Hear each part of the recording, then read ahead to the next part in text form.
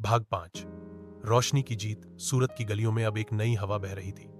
अखबारों में हर दिन गार्ड एक्स का जिक्र होता। गार्ड एक्स से छेड़खानी की घटनाओं में 48% गिरावट। युवाओं की प्रेरणा बना आरव शाह। टेक्नोलॉजी से बदला सूरत का चेहरा। लेकिन आरव अब भी वही था, साधारण कपड़ों में, अपने लैपटॉप के सामने बैठा, चाय की प्याली लिए। बस एक फर्क था, अब वो अकेला नहीं था।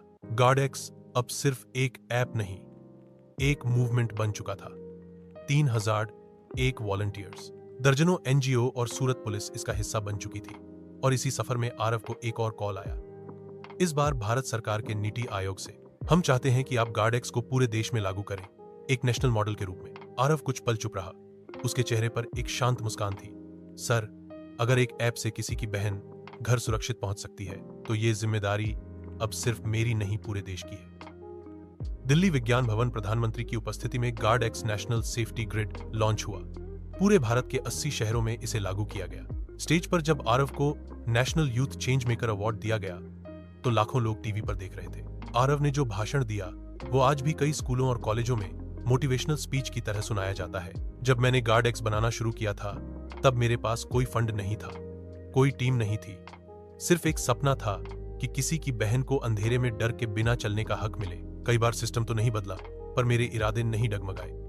मैं गिरा, टूटा, धमकाया गया, लेकिन रुका नहीं। यह अवार्ड मेरा नहीं है, उन सभी लोगों का है जो खड़े हुए, साथ आए और बोले, अब डर के नहीं, हक के लिए जिएंगे। स्टेज से उतरते हुए आरव की आंखों में आंसू थे। उसे याद आया वो पहला कोड, वो पहली रिपोर्ट, वो पहली चीख जो उसने खिड़की से सुनी थी। आज वो आवाजें अब चुप नहीं रहीं, आज वे रोशनी बन चुकी थीं। अंतिम दृश्य, सूरत, वराछा रोड की वही बालकनी। प्राची अब अपने कॉलेज में सोशल सेफ्टी क्लब चला रही है। जाहिद एक सरकारी साइबर टीम का हिस्सा है, और आरव वो नए प्रोजेक्ट पर काम कर रहा है, एक ऐसा आय जो अपराध को होने से पहले पहचान ले।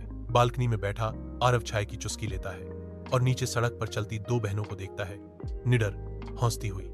आरव खुद से बुदबुदाता है, गार्ड एक्स अब ऐप नहीं, एक भरोसा है। और जब भरोसा जीत जाता है, तब अंधेरे भी झुक जाते हैं।